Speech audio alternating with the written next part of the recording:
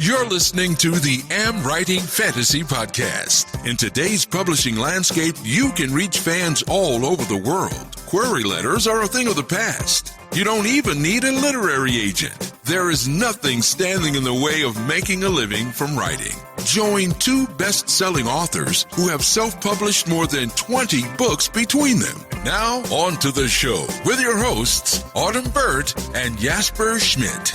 Hello, I am Jesper. And I'm Autumn. This is episode 81 of the AmWritingFantasy podcast, and today's episode is actually a suggestion from one of our supporters on Patreon. Iris said, "What is the ideal time to write sequels when working on a series?" So we found this a quite interesting question, and we decided to turn it into a full episode. However, we did decide to rephrase the question slightly. So we rephrased it into this: how do you plan and write a series? So that's what we're going to talk about today. I think it's a great topic because, fantasy, everyone loves a good series. But yeah, it's an interesting, figuring out when do you need to write the whole series? How do you plot the whole series? How do you figure it out and want to release books and how all that happens? So I think it'll be a good episode. Hopefully so, yes. Yeah. That's the plan, at least. Well, we usually succeed in our plans, so I'm sure we'll get there. But for now, we haven't talked for almost for a week. So how are things over on your side of the Atlantic? No, it's pretty good over here. I must say I sort of have I'm like a trail dog with the nose in the trail, or however you say that properly. But my main focus is just getting everything done for the moment before summer holidays comes around. So I must admit that it's quite busy at the moment. I'm getting the self-publishing success course recorded, but I'm halfway through that one now. So I'm awesome. So impressed with how well you get your half the courses done. It's amazing. So yeah, you're gonna have that one ready. I think you'll make it. You'll get it done before you end up going on vacation. And yes, you are totally burning the candle at both ends. How's that? Yeah, I'm thinking I can last for a couple of weeks yet, burning in both ends of the candle here without collapsing. But I'll probably need the rest once summer holidays comes around, because it's not only the self-publishing success course, we also preparing to launch our fantasy writing course by the end of August. And just because we're even more insane, because why not? We also in the middle of launching 3 nonfiction books all at once. Oh, it's crazy. Yes, I am elbow deep in adding images and formatting those books, so I think we are totally insane, but I'm so excited to see all of this happening. We said this was going to be a big year, and not just because of pandemics and riots and protests. We're hoping for it to be a big year for us too, with courses and books and exciting things that will hopefully help out other writers and authors. So I think we're doing well. Yeah, the idea is basically by the end of this year, we sort of want to have all these elements in place so that we're ready for next year, where we want to focus on fiction writing. So we have all the non-fiction parts and all the course parts and all the author business services and all this stuff.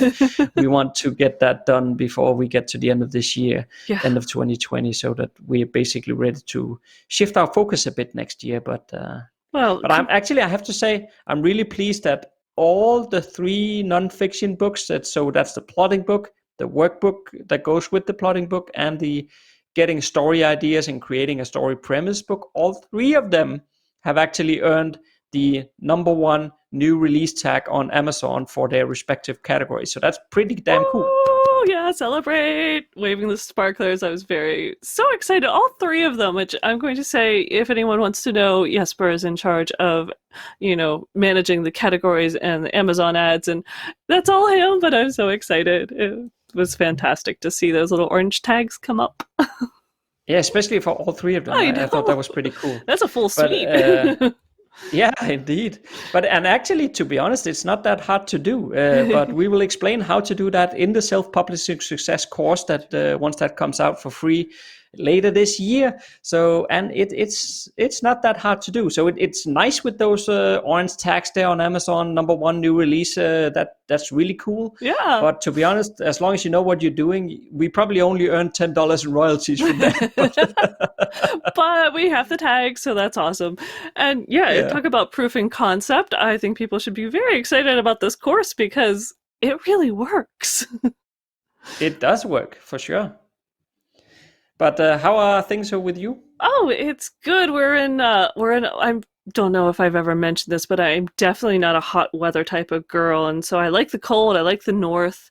And summer's tough, but we went through a humidity so thick that it felt like you were breathing underwater.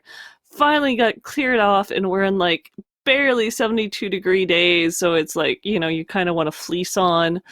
It's just gorgeous, gorgeous, low humidity. I mean, just sign me up for a lifetime of this. And so when I hit this weather, I also hit my work groove. And so I'm just plowing through a lot of work, and it's good. I've got some graphics, I've got beautiful weather, my garden's doing well, I'm working on books, writing just a little bit on the side just because, hey, we're writers, which is what I was actually going to say about half the reason we want to get our platform done for Writing Fantasy is because we're writers, we want to write. So we're so excited about these books, so we've been plotting. Really want to get back to fiction writing. Yeah, so it's good. Things are, this week is a good week. World is in chaos, but I still remember my leadership course from my old full-time job, and we read The 7 Steps of Highly Effective People, which was an interesting book. Right, yeah. Yes, I love that. Absolutely. And I come back to that idea when you feel overwhelmed to work inside your sphere of influence. So I am working very hard in my sphere of influence to make sure that it's a positivity and productivity around me, and occasionally taking a little bit of time off for maybe some self-care and sitting on the porch and drinking some tea. Yeah, I think I read that book the first time when I was in my early 20s. Oh, nice timing. And it was like, and when I read it, it was like, wow. Yeah. I really felt like complete eye-opener. It was like, wow, I never thought about things this way. Yes. It was like, it's amazing. It is a good book. I love that book. A week on the internet with the Writing Fantasy podcast. So over the weekend, I noticed a conversation going on in the Writing Fantasy Facebook group. And well, I guess before I get into that, I have to say that I appreciate all the different points of view and also the willingness in the group to respect other people's opinions, because there were certainly some different opinions in that conversation there. But anyway, the conversation was about using a story structure or not using a story structure. Oh, interesting. I missed that one, and I was even in the group a couple of times this weekend. Yeah, well, it was sort of, it started in one place, and then throughout the comments, there was probably like 40 comments on that one, and then down the road somewhere there in the comments, they started debating whether or not a story you should follow a story structure or not. And on one hand, some said that they didn't want to read something formulaic, and others then said that it's not about creating something formulaic, but rather how to apply a structure to a story, to study writing and understanding how stories work. And I thought that was pretty interesting. That is a good conversation. I will have to go look for that one.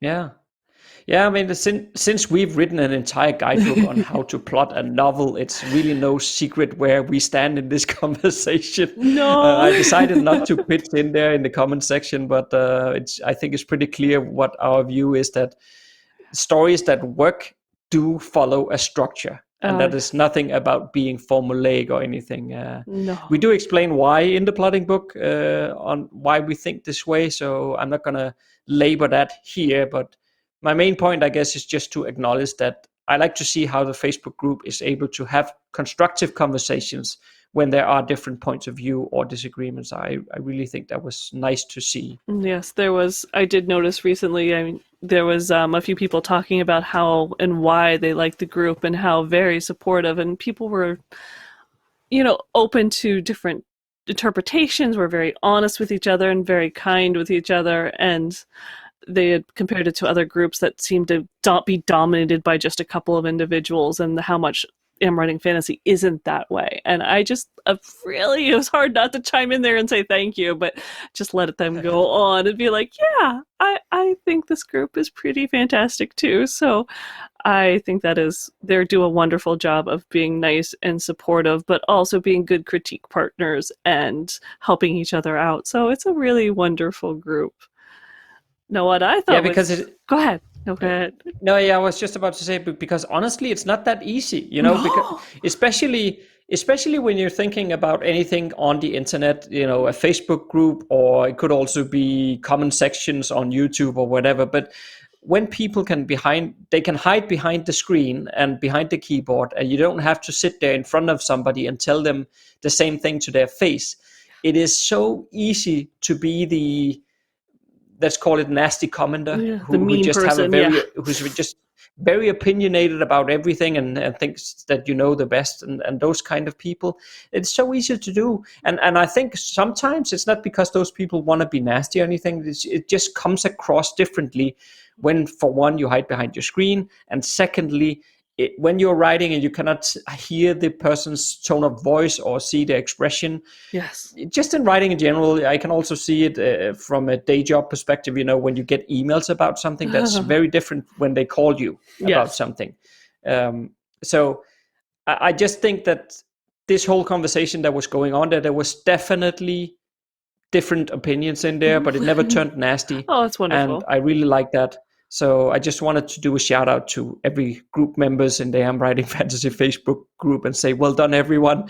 Keep the conversation going, because we can all learn from one another, and I think that's important. And yeah, the group is just awesome. So big shout out to them, because it's really a dynamic group. I'm not even a Facebook fan, but I absolutely love the group. So that says something to me. Oh, me neither. If we didn't have the Facebook group and I didn't have to run some ads for us on Facebook, I would definitely uninstall it from everywhere.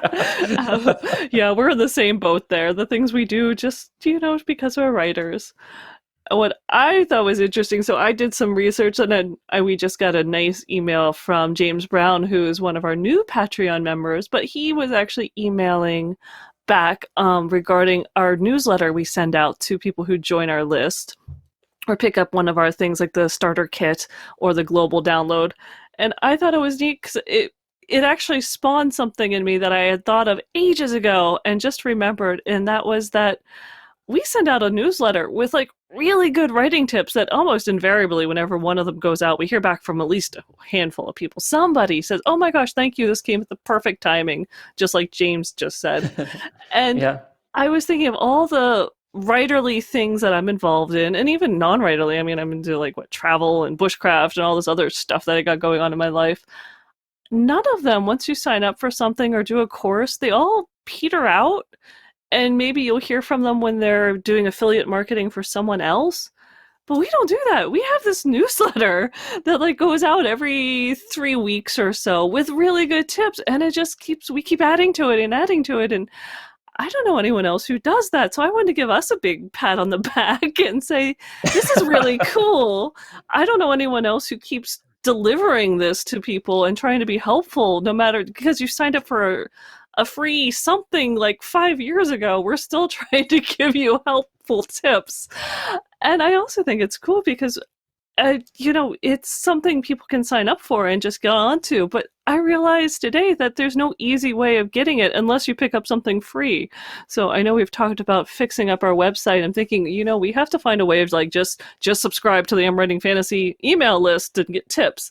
But right now, if you want to get these awesome tips, you have to go and pick up a free writing course like the starter kit. So that's always there, though, if anyone's interested.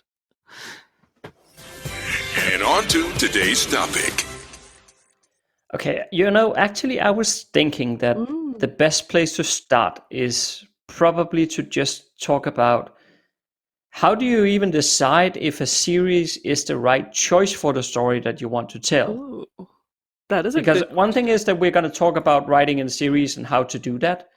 But before you can even get to that part, it is relevant to question the story that you want to write. is that supposed to be a series? Is that a good match? Yes, I feel like channeling our old AI, old McGrumpy. I just feel this need to bring him back to life I and be almost forgot about him. He was the best devil's advocate, and I feel that urge within me to be the devil's advocate and just say, it's fantasy. Of course it's a series. Duh. So Yeah, if anybody doesn't know what Autumn is talking about, try and go to the AmWritingFantasy YouTube channel and watch some of the older videos, and then you'll understand what she's talking about. And believe it or not, the first podcast, because I recently added the transcripts, and he is in the first 10, 15 podcasts. So if you go back there, you will actually hear old McGrumpy's voice and his salty, sarcastic wisdom. Yeah. I think from a business standpoint, at least, and we talked about this before, but from an author business standpoint, it makes most financial sense to write in a series. But I think you could find some arguing where not all stories or I guess characters are suited for a series, not all the time necessarily. There are those books that just works well as standalones as well. I totally agree. There is definitely some books. I mean, I love trilogies. I've got 2 Epic Fantasy trilogies, but I have this idea for this other story. And my initial instinct was, a trilogy. But I keep looking at it going, I don't know if there's more than one book in there. So there is, I could feel a gut instinct kicking in, but there's definitely ways of doing this much more concrete as step by step than saying, how much material, how much does my character change? Is there enough action to make this last for 3 books? Is it 2 books? Is it 7 books? What's going to happen here? Yeah, and it also comes down to how much you're putting at stake, but also the actual, what should we call it, environment in which the book takes place. For example, if you have somebody's trapped in a snowstorm or whatever, right? That's going to be difficult to sustain for a whole series. For 3 books. That's You're still talking about snow.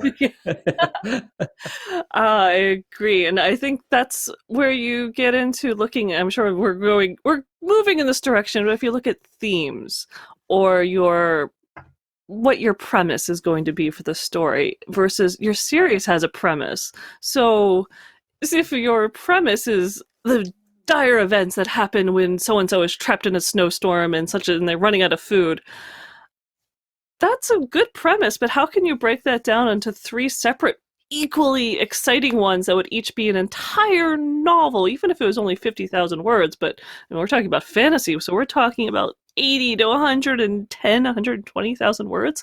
Those are big books. Absolutely. So I think step number 1 here in this whole conversation is to say, is this story I want to tell suited for a series? Wow. But for the sake of not having to stop this podcast episode already now, I think we have to assume for now that this is the case, that you want to write a series. Otherwise, this whole episode won't make much sense anymore. No, but I think that's a good step 1, is you got to look at the idea and say, like I said, so you come up with this idea of being lost in a snowstorm. So, okay, maybe is it the entire world is, north of the wall and you're stuck in snow? Well, then that's certainly, you're developing it, you're expanding your timeline, your time frame. So maybe you can make a whole series about a snowy, Hoth-like world and be able to make this really dredge out, or you're going to have to revisit your idea until you can break down the big idea into 3 separate little ideas that kind of fit into it. So let's say we're there, and so we're going to move on to the real question is, how do you go about plotting this, and when do you start writing the sequels, and how does that all work out once you decide that this really is going to be a series? Yeah, and I think we actually talked about this in a past episode, but I could just reiterate here once again what our process is, just for the sake of completeness here. And just in case somebody can't remember what we said in there. I don't remember if it was last week or a couple of weeks ago, but I do remember saying this before, but let me just repeat it here then. So when we are creating a new series, we start out by creating a premise description for the entire series. And how to do that is explained in that brand new book on how to get story ideas. So just check that one out. It only costs you a couple of dollars. So everybody can manage that, I think. So I'm not going to go into how to develop the premise here, but basically we create a premise for the entire series. And then once we have that, then we use that as a sort of a guiding star, so that we know, okay, this is what the entire series is going to be about and what it's going to encompass. And then we basically break that one down into a premise for each of the books in the series. And in that way, we start to understand how are we going to deliver on that guiding star. Absolutely. So we don't do any detailed plotting for this. So these premises are just short descriptions. It's probably a couple of sentences. Yeah, very for high each level. Of the books. I think the most high level, maybe a paragraph. But yeah, you can get away with like 2 sentences, even for the series theme. It's not overly complicated. I mean, an example from my second trilogy is the series' whole premise was one culture was trying to undo a punishment created by having lost an ancient battle. That was enough. Obviously, there's a lot in there you can mine out to separate what happens in each of the 3 books to fulfill this premise. Yeah, absolutely. And I think the danger here is once you feel compelled to start putting in all those details in already at the beginning stages, so we purposely make sure that we only plot the first book or the current book that we're working on. So if we're done with the first book, then obviously we move on to book number 2 and so forth. But we're only doing the plot for the actual book that we are working on, and then we just leave all the rest with only the premises set. Because even though in our case, for example, we plot in quite a lot of detail, we are very focused on all the small nuances in the plot before we even start writing. Yeah. But even though we do that, there's still going to be few things here and there that pops up during the writing of the first draft that isn't in the plot. Mm-hmm. So we don't want to waste efforts and we don't want to waste time. We want to be as efficient as we can. So hence, starting to put in a lot of detailed plots on book 2, 3, 4, 5, etc. once we're still on book number 1, it's just going to be a waste of time because we have to correct all of it afterwards. Yeah.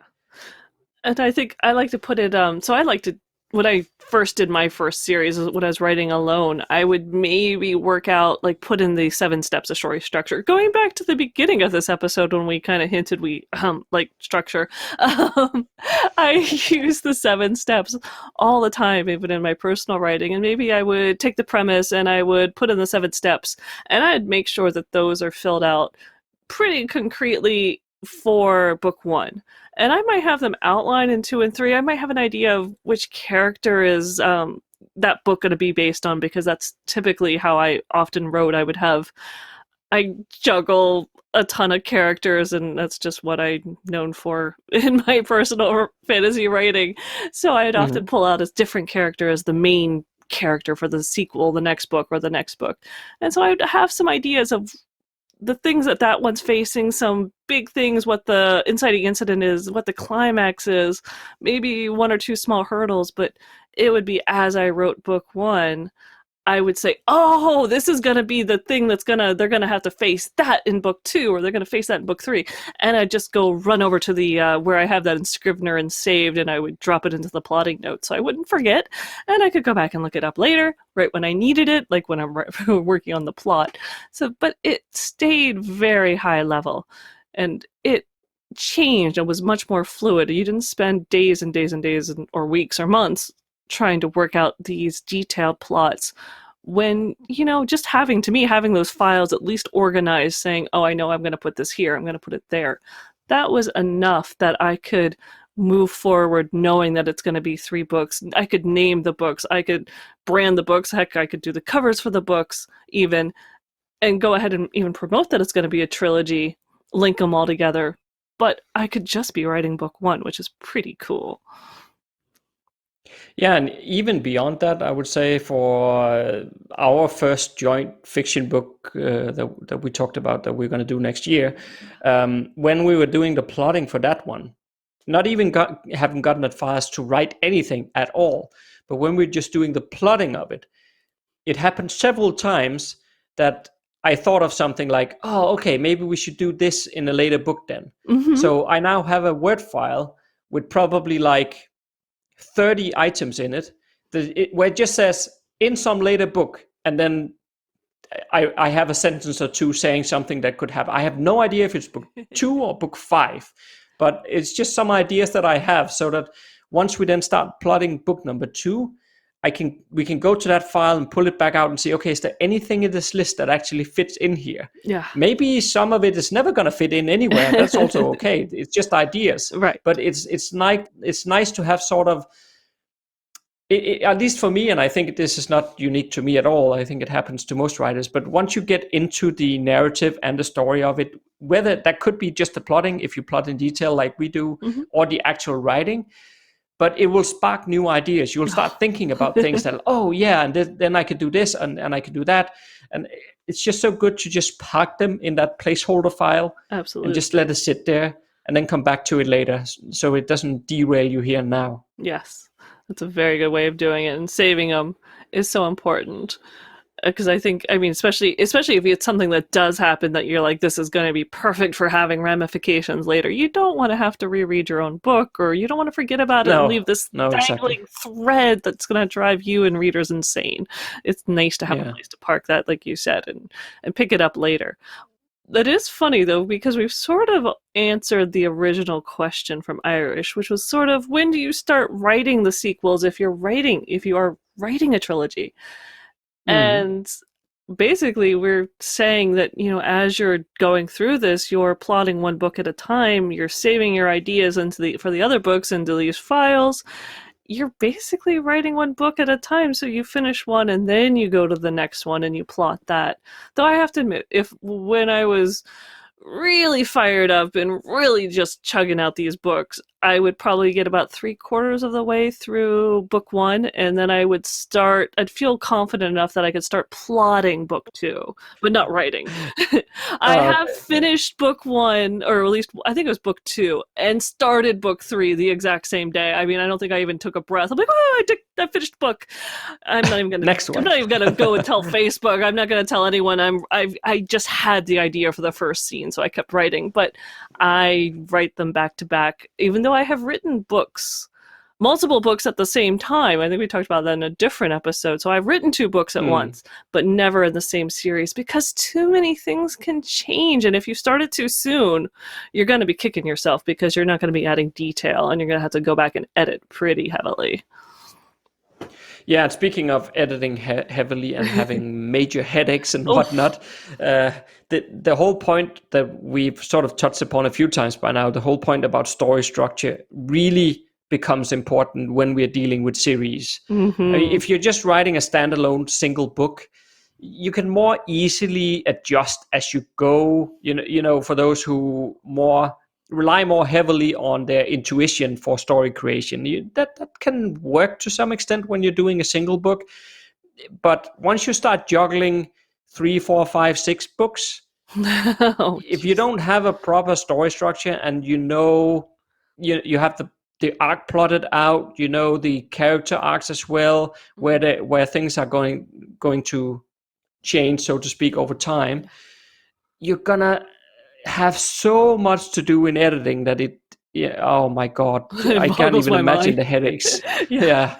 I still remember my first book, my debut book, and when I discovered story structure, because I think I got lost at chapter 3. I might have made it up to chapter 9 before I really threw in the towel and said I need to go back and figure out what I'm doing and learn plotting. But it's just, that wasn't even a third of that book. That was a huge book.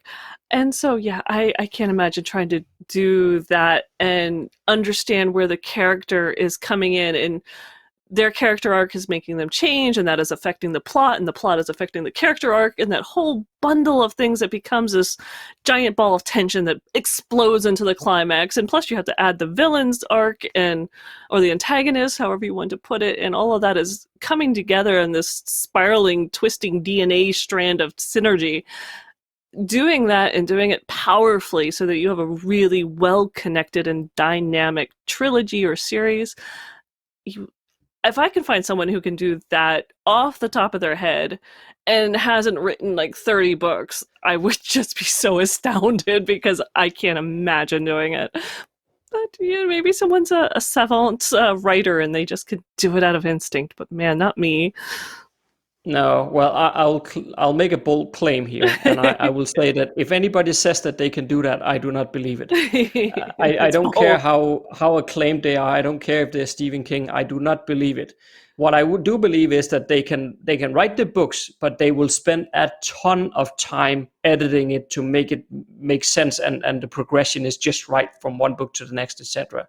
Nobody is able to do this intuitively without any structure in place. Or if they do, then they've just decided that, okay, I'm just going to write it, and then I will make sure it all makes sense afterwards. And then you spend just as much time or even more during the editing, which each to his own. That's absolutely fine. You can do it however you want. I just feel like I would rather spend a bit more time plotting up front, so I don't have to redo work that I hate redoing work. So once I've written the first draft, I'd rather move straight into editing it so that it sounds nice, but the whole story is there. The arc is there on the character arcs, and the story progression is already there. Because also when we are talking about these character arcs, if you have a 6-book series, the changes in the characters should happen incremental throughout with each book. It shouldn't be so that in book number 6, you can see that the author all of a sudden figured out, oh, I heard somebody said something on a podcast once about character arc. And then in book number 6, all of a sudden the character changes, and everything happens in one book, because I just remembered now that before I finish the series, I should also have a character arc where the character changes. Yeah. That's not how it works. No. It is a gradual progression, and that can be difficult to handle. Again, unless you want to do the whole thing in editing, be my guest, but I wouldn't. But it can be difficult to do unless you know where you're heading, and you have a firm understanding, like it was discussed in that Facebook thread there that we talked about a bit earlier, right? Where people were saying that it's important to study writing and understand the structures of stories. And I do firmly believe that that's true, because if you understand how structures works in a story, how character arcs works, then you will be able to embed it into your series, and you're just, again, going to save yourself so much headache. You will, and it'll help improve your plotting. You'll know how you're going. And it's funny, while we're talking about this, the only thing that popped in my mind was, so you think George R.R. Martin is a plotter? I answered my own question, because book 7 is still not finished or released, and he managed to give the information to the filming agency so that they could create their own script and create their own, using his framework and what he planned to happen, to create the final episode. So there you go. So George R. R. Martin, that's the only way to handle the 150 named characters plus how many others and that he's got going on in those books.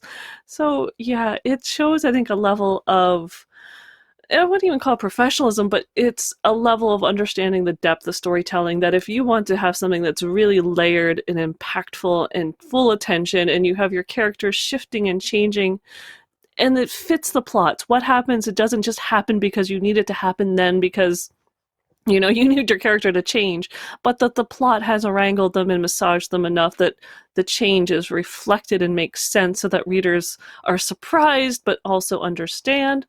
That doesn't happen unless you've sat down and thought about it quite a lot, and that comes with plotting. And when you're going to do that over the course of several books, I mean, me, like with all my characters, I like to actually have characters who have arcs that, I mean, the one that is tied to that book, they have a character arc that begins and ends in that book. But then they go on to the next book and they could have a character arc that spans 2 books, but because they're not tied to the plot as tightly. And all of that, when you're juggling like 6 or so, I'm not going to admit how many characters are in my 6-book series. When you're juggling that and keeping readers engrossed and keeping everyone straight, you don't do that unless you have it written out, you have that framework in place. Yeah, the other thing is also that it's important that each book is interesting on its own. It shouldn't be so that, for example, if you have a trilogy, then book number 1, that's usually exciting, right? Because then everything is starting out on, whoa, this is a new adventure, and yeah, everybody loves it. Yeah. And the 3rd book is also very exciting because we get to the final battle. There is the climax of the entire story. Everything is nice and dandy there as well. And then book number 2 there is just like a placeholder sitting in between there, right? And that doesn't work, and again, if you can embed every single book in the series with story structure, then each of them will also be an interesting read on their own, and they have to be. They have to have their own conflicts as well. It can't be just like, yeah, this is then the middle book where it's all about them traveling half across the countries, and then there's a few fireplaces talks throughout, but that's it. Yeah. Nobody want to read that. You don't want to see that inverse bell curve in the tension graph where it's like, book 1's exciting, book 2 is like, oh, why did I bother picking this up? I'm just picking up book 3 because I'm hoping it's exciting again. No, it really should be an escalation where you're getting more and more exciting, where book 2 is more intense. And I mean, I know I've seen readers say that on some of my books, that it's like, I rarely read a second book that, is better than the first, but that's what you want readers to be saying. They want to say, oh my gosh, I mean, I have between book 2 and book 3, I have 100% read-through rate because they're tied so tightly and you just have to know. But at the same time, the story that starts in each book, book 1 has its own premise and it begins and ends in book 1. Book 2 has a premise and it begins and ends in book 2. And the same thing with book 3, but they're all tied together by this bridge of this premise that is the series premise. That, if you can do that and you can create this tightly knit series where each book is standalone but equally, actually even more exciting than the one previously, just readers adore it. And I have to admit, when I was a teenager, when I found books like that, well, that's why I write them now, isn't it? Because that's what you get so engrossed, and it's like, homework? No. Food? No. I'm just reading this. I don't care. It's 3 a.m. and I have a test in chemistry in the morning. I am doing this. And that's exciting, and that's what you want to do, and that's what you want to find as a reader, and that's what you want to write as a writer. Yeah, and I just thought about when you said that, especially in fantasy, I feel like it's with a series, we really need to be a bit careful with the overpowered characters as well. Yeah.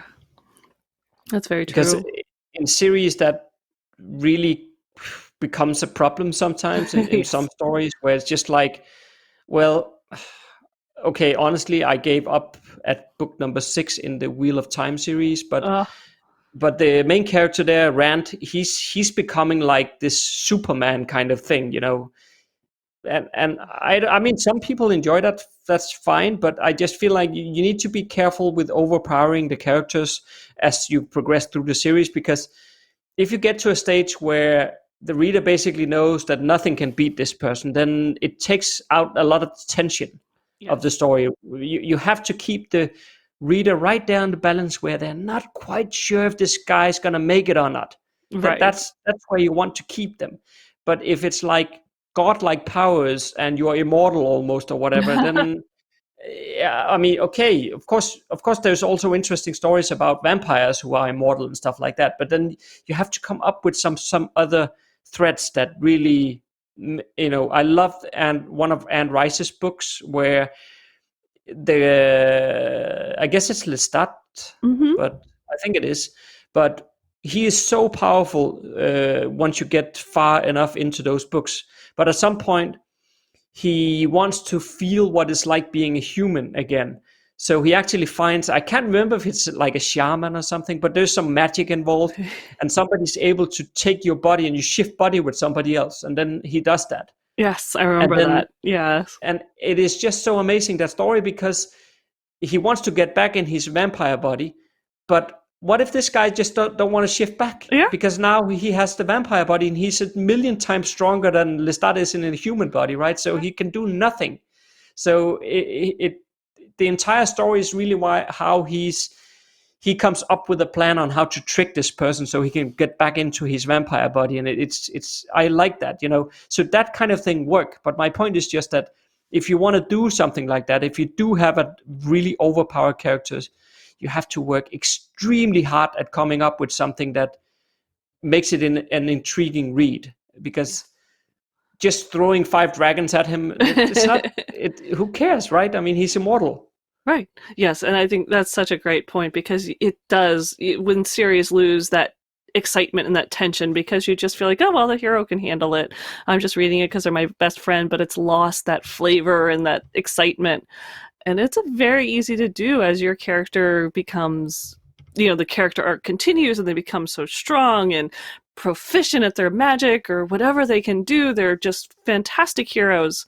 And I mean, I still remember that even from Dragonlance, the heroes become so great, but a lot of them kind of die off before they get to the point where you feel like they're immortal, they're facing mortality. So you feel that. And I think that is such a valid point, and something I had a hard time with my first time out writing a series, is it's so easy to make your characters get powerful, but then you are having to make sure that your antagonists, your villains, are equally powerful. You have to make sure that there's still weaknesses. So I do think people, originally writers, when they're doing character arcs, think that becoming proficient in magic is important, but that doesn't have to mean that they have all powerful, encompassing powers. That they can still just, if they're a water elemental, they only control water. You don't need to give them the control out of fire, earth, and air, because, well, that's just getting crazy, and then you can't defeat them, and it's becoming, you've got to keep it.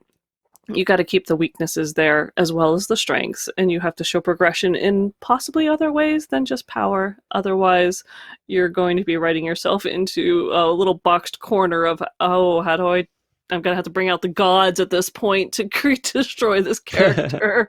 And that's not a character I planned on writing, but there you go. Yeah.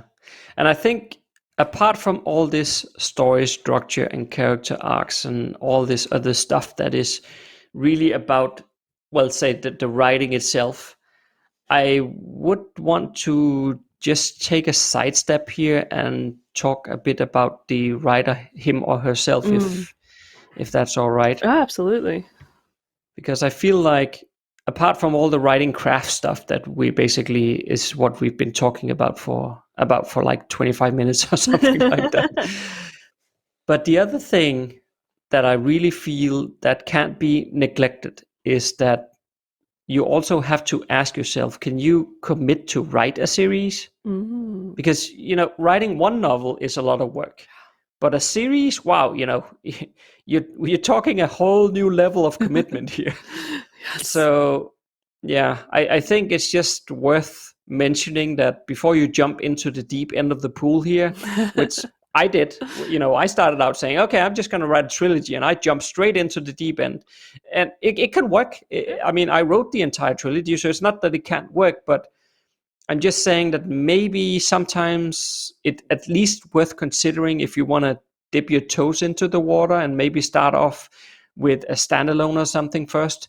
Just you can still tie that standalone into the series. Maybe it's something that happens 100 years before or after, or whatever you want to do, so that it still ties together with the series in one way or another. But I just feel like it's worth considering if you can commit to that, because it is a lot of work. Yes, I think that's a fantastic point. Yeah, we both just dove right into trilogies on our first sped out. But yeah, but I think we've sorted out or concluded by now through all these podcasts that we are insane anyway, so don't listen to us. I've told more than enough people that I'm definitely jumping to the fire, just so maybe you don't have to. So this is a fantastic word of warning that it's a lot of work. I mean, that was 3 years, plus I rewrote the first book a couple of times to learn what I was doing because it was my debut, so that was like 5 years of my life. And then I went and wrote a second trilogy in the same world, but why not?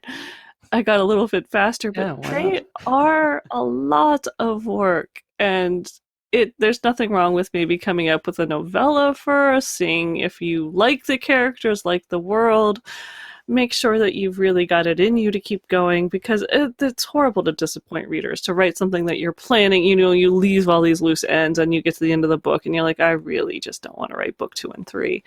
It's, don't do that to readers. That's just, I try not to pick up series until I know they're complete, because it's so painful otherwise. And a lot of readers feel the same way. Yeah, that is absolutely true. And I think it's basically safe to conclude that there's maybe 2 or 3 elements here, depending on how you look at it. One is the writer, him or herself. Can you commit to write an entire series? Because the demand and the work involved in that is a lot. Yeah. So think about that. And then the second part, and I guess this could be 2 things or 1 thing, depending on how we look at it. But understand plotting, understand story structure. Those 2 things are pretty important. And I know that there are a lot of people out there who don't want to plot, and that's absolutely fine. But at least understand the whole line of thinking that we started out with about creating that premise per the series first and then per book below, so that you know that overall all this stuff, it fits together, right. and it's not just like a random book here and then something else happened over there, and that everything fits together before you start. That is incredibly important, and it will really help you, even if you don't want to do all the detailed plotting and that stuff. That's fine, but at least put those guiding stars in place from the get-go. Yes, I think that's a fantastic summary to this podcast. All right, so next Monday, it's all about character creation. We will explain how to use the Enneagram types to create great characters for your novel. If you like what you just heard, there's a few things you can do to support the AmWriting Fantasy Podcast. Please tell a fellow author about the show and visit us at Apple Podcast and leave a rating and review. You can also join Autumn and Jesper on patreon.com/AmWritingFantasy. For as little as $1 a month, you'll get awesome rewards and keep the AmWriting Fantasy Podcast going. Stay safe out there and see you next Monday.